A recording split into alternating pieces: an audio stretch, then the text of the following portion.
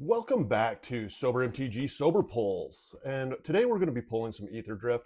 Aetherdrift, I think, got a lot of hate when it came out, and I get it. Aetherdrift, I think, was set to fail. And the reason was this was the first set that they went from 36 booster packs down to 30. And they tried to lighten, I think, the load a little bit, where they did give you box toppers still. This was the last set until Hobbit coming out that you could actually get box toppers in. The thing with this set is it's amazing that there are some pretty good cards in this. One of the cards that you can still pull out of here, the most probably sought after, is a Chrome Mox. Now, the odds of getting this Mox are really low. The pull rate on it's about 1 in 630 packs. I've opened up a decent amount of this. This is the second booster box that I've ever opened up of Aetherdrift. And what I'm actually kind of hoping to pull is either an Aether Spark and a Radiant Lotus. Those are the two that I really am looking for. I don't have one of those. And I want the Aether Spark for actually a deck that I'm building. So let's open these up and actually see what we pull out of them. What I have noticed is when they went to the 30 packs, and comment your experience down below, you could drop now to roughly about 3 to 4 mythics per box. You get maybe one special guest. There's 10 special guests in this set. And overall, I'm probably going to get between 39 to 41 mythics and rares is what my guess is, not counting these box toppers. So comment what your thoughts are below, because the thing is when they went to 36 packs and they went down to 30, they said we were going to get the same amount of pulls. We didn't. These boxes were cheaper than what the 36 booster boxes were. This was the one set essentially that came out where they said, hey, you're going to get as good a pulls and it's going to be cheaper, just less packs. And these were cheaper. Like I could buy these when they first came out for like 119 bucks a box. So they were essentially cheaper. They didn't lie about that. But with shrinkflation, I think they kind of knew what the overall game plan was because it jacked back up real quick after that. So let's see what we actually get out of this box topper. These foils were kind of made fun of. The foils actually have some of them do have some value, but they were made fun of just because of the color of the gold, essentially. It does have kind of a yellowish tint to it, so you can only imagine what they referred to the foils as. And let's see what we get. If anything, if I got an Aether Spark or a Radiant Lotus, that would be sweet. So we have a Forest, which I don't have. The only other pack that I opened of these, I got a Mountain. And busts. But hey, the one thing I'd struggled with this set, not gonna lie, I struggled a lot with the vehicle theme. That was the one thing I did struggle with. At least that's not a true vehicle, so that part I don't mind. Let's get to those pack rippings. What did you think of this set? Like, looking back at it, like, I was one of those, I was a big hater on this set. Like I mentioned, not a fan of the NASCAR thing. But the one thing I will say is I didn't really go into detail, though, of one, the full art lands I think are kind of cool. But also the fact is that there are some great dual lands. So let's see what we pull out dual land wise. You have Stock Up as an uncommon that's actually pretty valuable. Now they did surprisingly reprint Stock Up just recently when it came to Secrets of Strixhaven. The funny part about this set is if you match this up dollar-wise to dollar-wise of Secrets of Strixhaven, the base set, this set has more value. Like, the cards are actually worth more money. When you look at Strixhaven, if you take out the whole, special guest and all those, ooh, this was ironically one of the cards that I was looking for was a Full Throttle, so that is pretty sweet. This is a great card right here. So cool. But if you look at the value of some of these cards versus something such as Secrets of Strixhaven base set, there's not much value to that set. And I think I mentioned it in one of my other videos when I was doing some pack openings, that set reminds me so much of like Prophecy, where there's a lot of hype coming out about it. The Emirates were worth a decent amount of money to begin with, and it was kind of like the avatars that as time went on, people looked at them and said, hey, they really don't have the value that we're giving them, and the value around them dropped. Ooh. So not gonna lie, this is actually a really good box so far. This is a great card. All right. Awesome card right there. So I can't complain right now. This is better than what I would have imagined this box being. And again, I didn't come into this box really with huge and big expectations. So it's not like I was going to set myself up for disappointment.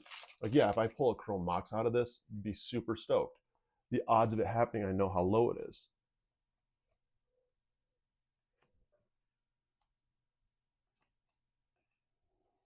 But as you do notice, like, there's only three,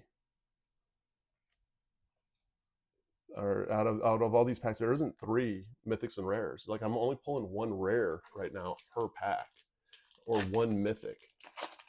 So again, it's not like some of these older packs where, you know, you open them up and you got 3 or 4 just amazing cards. Oh, dude, really? This is awesome. This is an awesome package. Never mind. I will just shut up now. Who knows? Maybe at this rate we can actually pull a Chrome Mox out of it. That's pretty sick. This is one of those that, you know, if you do rip them, this is about the joy of Magic more than it is like trying to flip and make any money off of it, because let's face it, Magic is really difficult to just rip packs and flip for money. It's not a scalper's paradise. Demonic Junker, yeah, cool artwork though. And that's the one thing I do appreciate though, is that it isn't a scalper's paradise. And ripping one of these boxes, like, to get your value back, I literally at this point still need to pull like an Ether Spark. You honestly need to pull at least one special guest, along with some pretty good foils.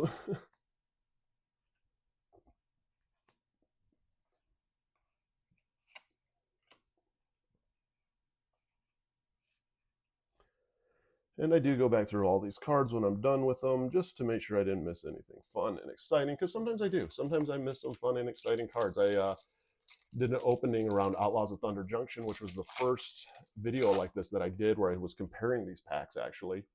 And I ended up pulling the dinosaur out of it, and I didn't even realize it. Ironically, there's another one.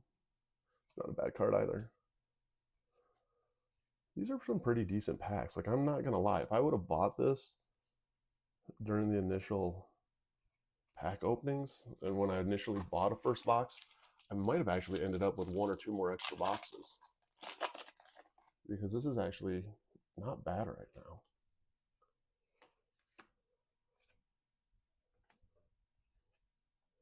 Another Verge.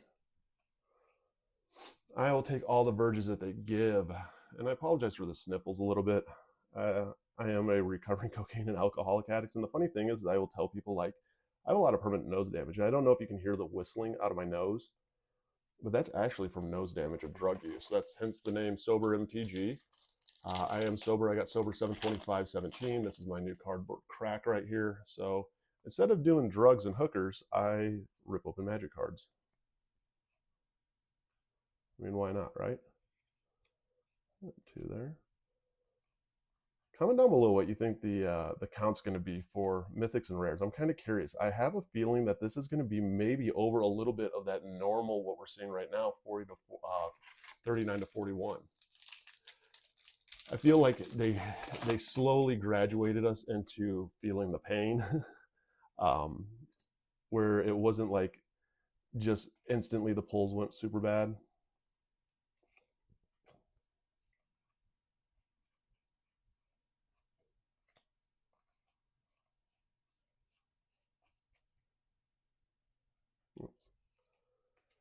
Sorry, my pile on the side was messed up.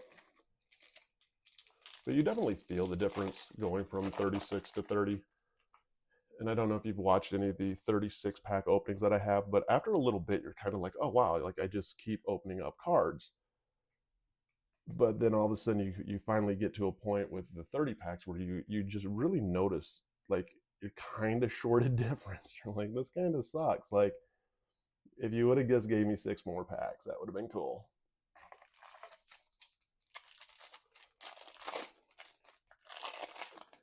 The funny thing about this is, like, stock up and some of these cards that have had value and start to go up in value.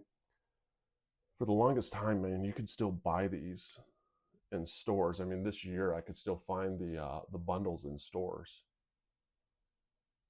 And every now and then I would pick up a pack or two. When I first started my TikTok channel, I was the first couple packs that I think I opened up were blisters of Aetherdrift, because it was the only thing I could actually find. Everything else was getting, like, Tarkir was really hard to find, and I think it was just one of those that everyone was fatigued out. And Tarkir was fun, so as soon as Tarkir came out, like, everyone was buying Tarkir, and I wanted to start sharing about Magic the Gathering. The only packs I could find to open up were Aetherdrifts, and the value of Aetherdrift has come up since then, surprisingly. And they've really stabilized off. Like, this set did take a huge hit, but as, of course, all sets and things progress, you start to see the values creep back up. So pile up. Come on. Funny thing is, even more than the Ether Spark, almost, I really wanted a Lotus. Just because it's something fun about pulling a Lotus.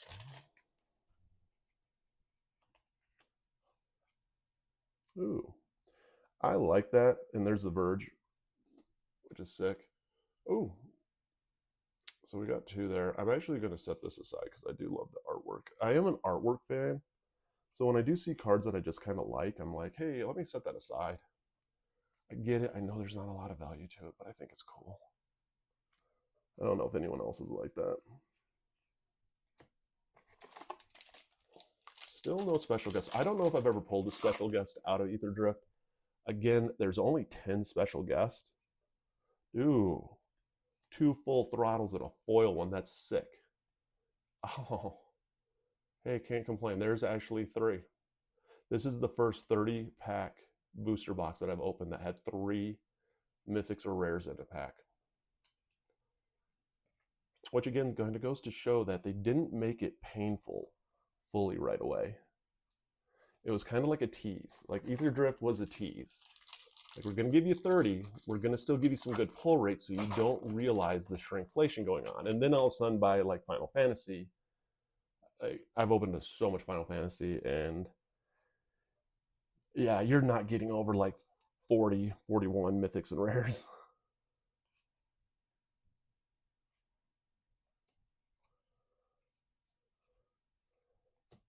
But I am pleased with this box so far. Getting that Verge, getting the Verges that I did, getting those two, the God card too. Like, yeah, this is a pretty cool box.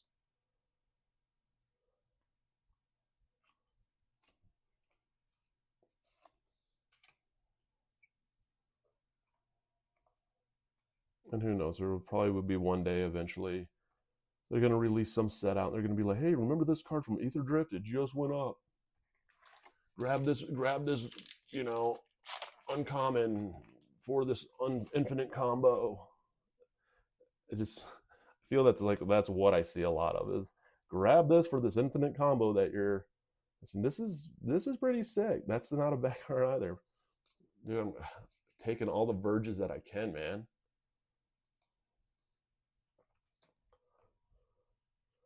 I will say, out of Avatar and Edge of Eternities, I think I'm going to have more rares and mythics out of Aetherdrift by far. Monument of Endurance, another great card. This is the most valuable card right now in the set. I want to say it's like 19 bucks as of filming this. So this is actually kind of funny. Like, again, I'm getting better pulls than kind of what I thought. Like, it is funny. I kind of went into this not with necessarily a bad attitude, but I went into this going, you know, hey, you're not going to pull a lot of good. Jeez almighty.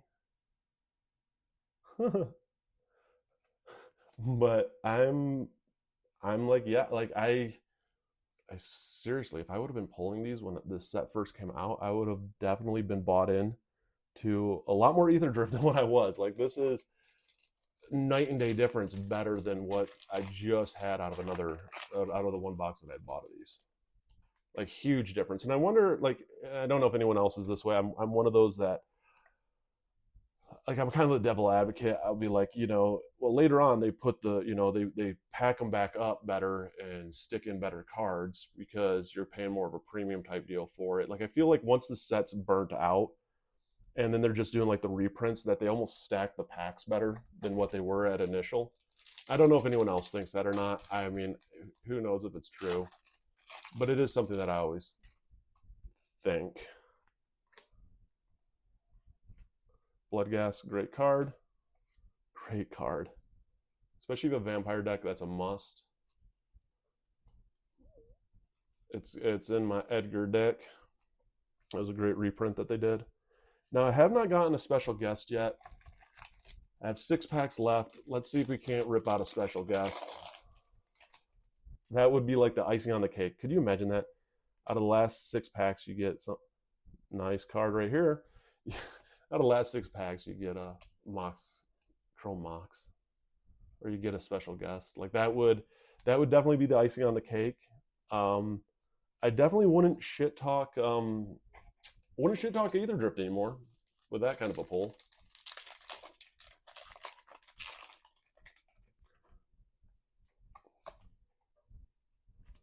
What is that? Oh, this is awesome. So this was one of my chase cards right here, Ether Spark. This is a really, not gonna lie, this is a great box.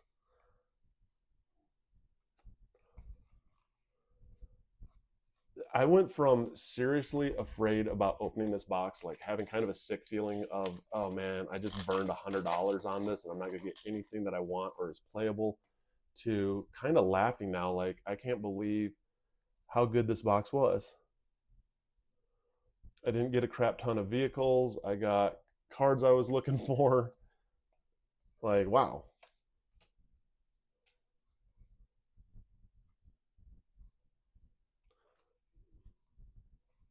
The way that my camera's positioned, I don't know if I've gotten a stock up or not yet. Which stock up doesn't hold as much value to me as it did originally with Aetherdrift, just because it has been reprinted. I got a ton of them in Strixhaven. And I will say, like, this box right now, I've enjoyed this, honestly, right now more than Strixhaven. Great card. This is actually a pretty decent little card. And a special guest. And a stock up. This is a really good box. Wow. All right, I got 2 packs left. I doubt I'm going to get another special guest. That is the first special guest I've gotten from this set. It is a vehicle, but hey, I can't bitch and moan because it's a special guest, and I've never pulled a special guest out of Aetherdrift. So now I can't say that anymore. And I'm getting some foil full art lands, which is cool.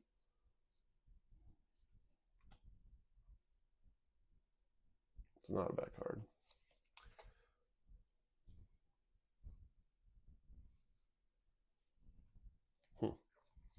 All right, last pack. Let's see if somebody messed up. Give me something awesome. Give me something awesome. I don't really believe in last pack magic, but we shall see. If you're new here, make sure you hit the like and follow button. I greatly appreciate when people do. It just kind of helps my channel grow. All right, so we have something there. Swear to God. I'm going to boast and brag all about this box. If this is what I kind of think it is, I don't think it is. But Spell Pierce and a foil, still can't complain. Squad. Oh, it's not. It's funny because of those colors at first. I was like, did it really just happen? But no. But hey, it is a cool looking art card, I will say that. Still not a bad box at all. So there we go. How many rares and mythics do you think we got out of this box, along with special guests? Because apparently we pulled a special guest. I was not expecting that.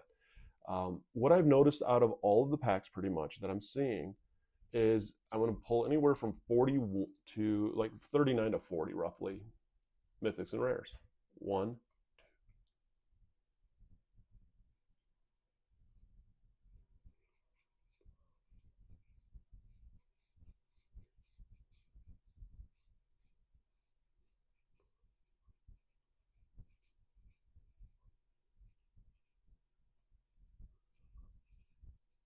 39. It felt like more than that, but 39 was a number. That was actually a lot of fun though to open. I am shocked because of what I paid for this versus what I got right here actually usable wise, value wise. I do see the value there, honestly. For $100 on that volume of playable cards, yes.